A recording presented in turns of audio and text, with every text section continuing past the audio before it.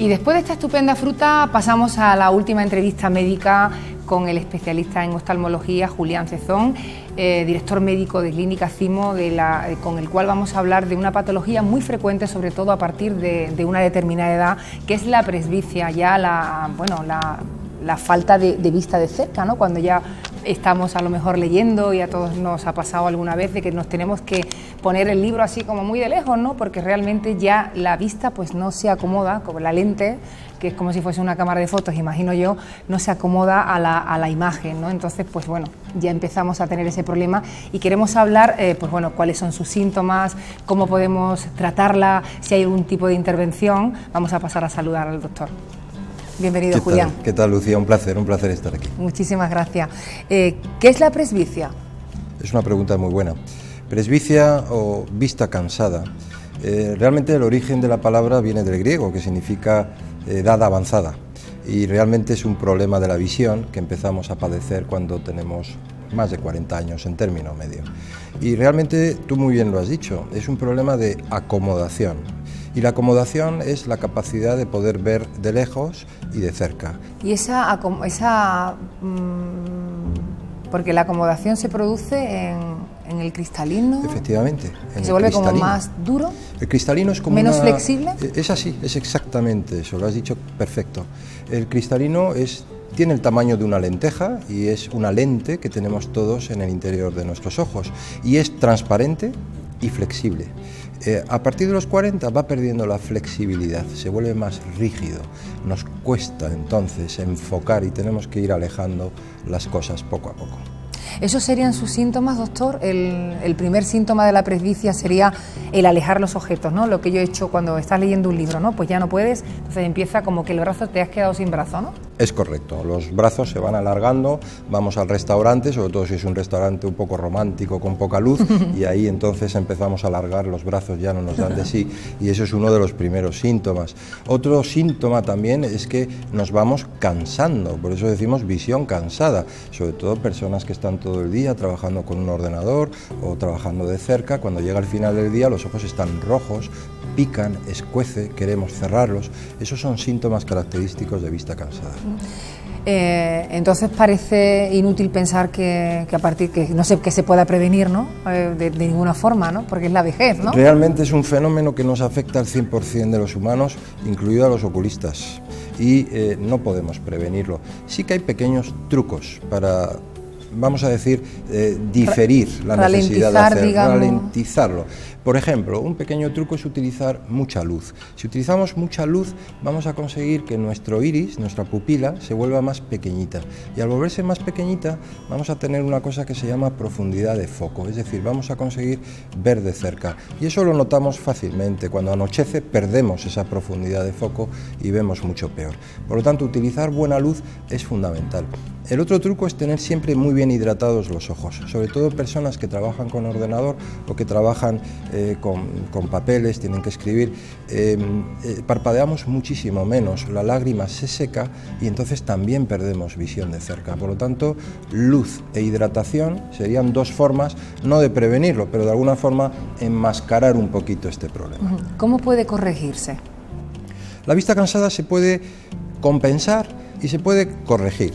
Podemos compensarla con las típicas gafas, es decir, utilizar unas gafas de lectura, las típicas gafas que hemos visto, gafas pequeñitas que nos ponemos para leer. Por cierto, me vas a permitir un inciso, por favor, no me compren las gafas de lectura en los chinos, compren las gafas, por favor, en un establecimiento óptico, porque estas gafas no garantizan ninguna calidad y aunque sean unas gafas que utilizamos para algunas cosas, es importante que estén bien hechas. Esto es muy importante porque he visto ya lesiones oculares producidas por cristales que no tienen calidad ninguna y que pueden producir lesiones a nivel de la retina. Dicho lo cual, diré que podemos corregir la presbicia de una forma sencilla, en primer lugar, con unos cristales, que son las típicas gafas pequeñas.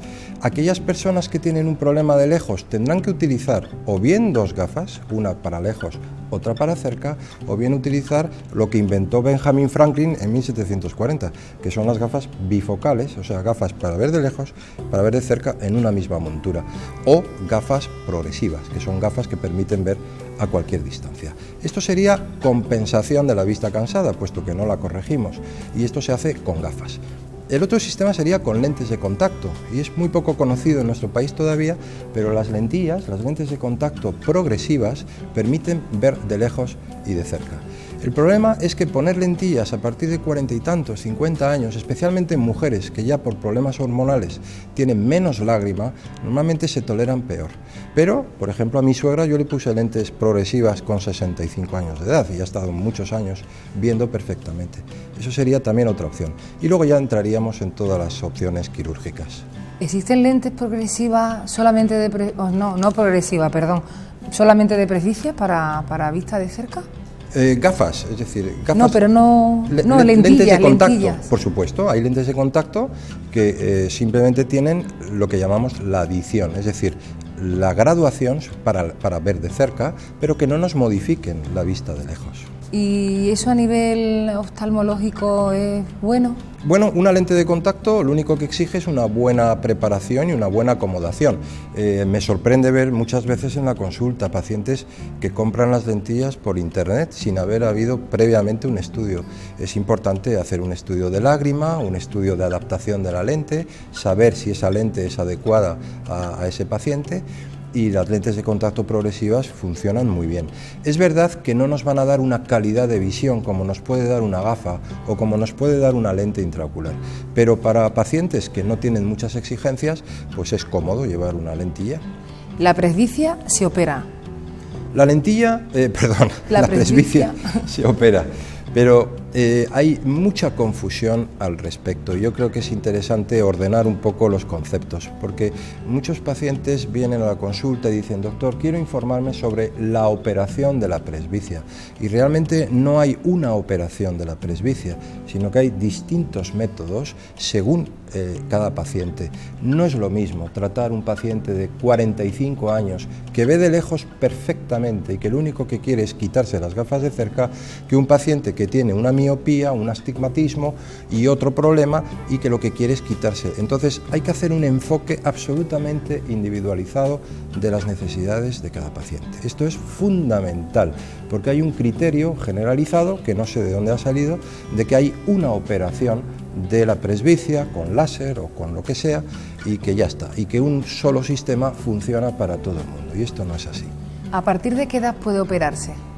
Yo diría que a mí personalmente no me gusta operar de presbicia antes de los 55 aproximadamente, 50-55, para mí sería un intervalo de edad correcto. ¿Por qué? Porque realmente entre los 40 a los 50 esos pacientes no tienen ninguna enfermedad, simplemente tienen un pequeño problema de acomodación que con una pequeña gafa de una dioptría generalmente va a ser suficiente.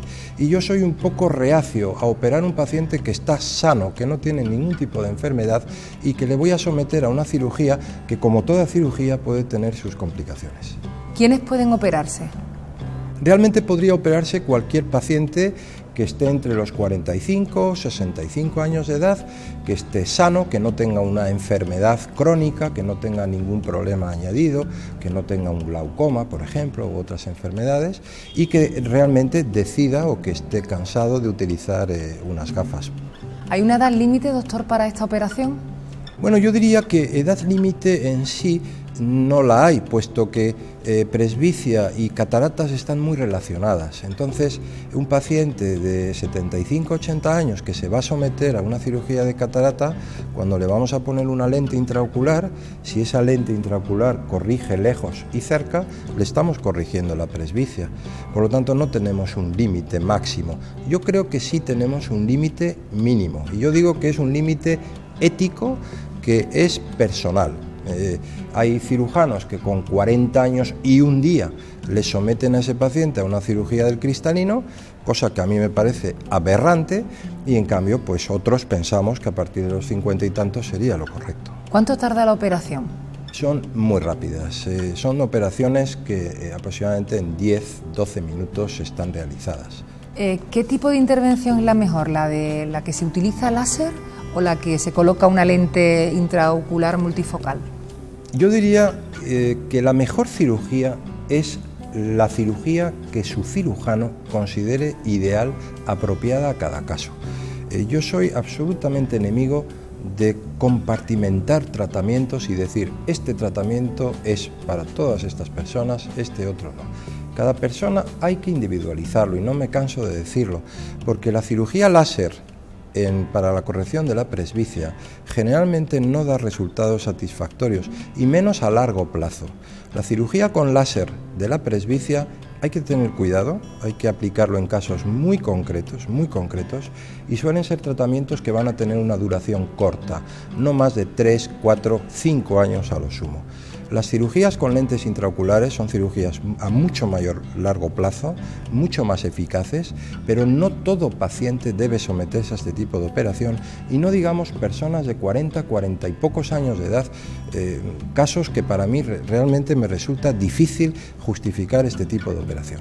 Parece ser, doctor, y no sé por qué, cuando se habla de láser en cualquier tipo de especialidad y cualquier tipo de intervención, parece la panacea, como si el láser fuera, cuando el láser primero es algo antiguo ya y después no es la solución para sí, todo. No sé, se habla de láser y me va usted a operar con láser, pero sí, todo, cualquier cosa, sí, cualquier intervención. Esto es muy curioso y lo vivimos todos los días. Doctor, usted me va a operar de láser de cualquier cosa, es decir, sea lo que sea, la palabra láser tiene un efecto mágico, un efecto placebo y parece que los pacientes se sienten mejor cuando les dices que les vas a operar con láser. El láser es una herramienta como cualquier otra y si está bien utilizada, pues magnífico, si está mal utilizada, muy mal. El cirujano mediocre va a seguir siendo mediocre con un láser o sin láser.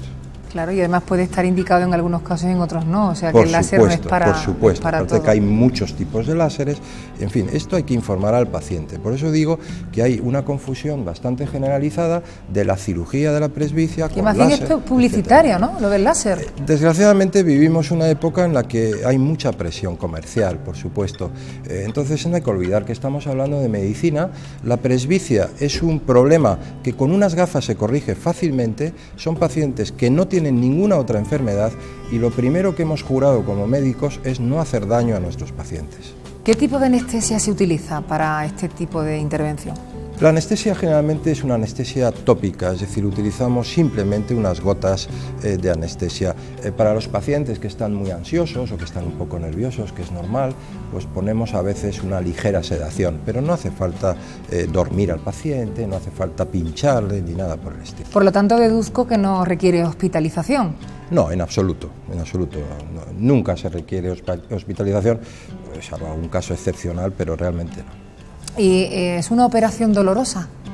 Ninguna operación en los ojos hoy en día tiene que ser dolorosa y menos este tipo de intervención que hacemos en 10 minutos. Son cirugías muy agradecidas en este aspecto. ¿Se pueden operar los dos ojos a la vez, simultáneamente? Es una pregunta magnífica porque dependiendo de los casos solo es necesario operar un ojo. Y te voy a poner un ejemplo muy claro. Vamos a suponer un paciente que tiene 46, 48 años de edad y que tiene una miopía pequeña de 1, 2 dioptrías. Quiere decir que este paciente de lejos, sin gafas, no ve bien, tiene que guiñar los ojos para ver, pero en cambio de cerca no ve mal. A medida que va siendo más maduro, pues va perdiendo esa ventaja de la miopía y llega un momento que te pide una solución. Bueno, pues ese paciente probablemente lo que le voy a sugerir es operar solo un ojo. Y aunque resulte curioso, podemos trabajar perfectamente con un ojo operado. Un ojo va a ver de lejos, el otro va a ver de cerca. Y esta combinación, aproximadamente el 80% de la población la va a tolerar perfectamente. Entonces esta es una buena técnica que solemos hacer en pacientes que tienen un poco de miopía. Evidentemente, para los pacientes que tienen hipermetropía haremos otro tipo de cosas. Por eso digo que hay que separar, individualizar y estudiar muy bien cada caso. ¿Tiene un buen posoperatorio? El posoperatorio es magnífico porque realmente el paciente se va a su casa el mismo día y al día siguiente realmente puede hacer su vida normal, o sea que es un posoperatorio muy rápido. ¿Y cuándo se puede volver otra vez a ver? Que me imagino que es lo primero que los telespectadores estarán pensando. Bueno, y una vez que me opero, ¿cuándo puedo volver a tener mi visión normal tras la intervención? Bueno, la visión, el paciente sale viendo, es decir, no se tapan los ojos, ni hay que tener gran cuidado. Al día siguiente el paciente está prácticamente haciendo su vida cotidiana. Evidentemente, si es un deportista de élite, pues le diremos que en un par de semanas pues no haga ejercicio. Pero realmente los pacientes en 48 horas están haciendo su vida normal.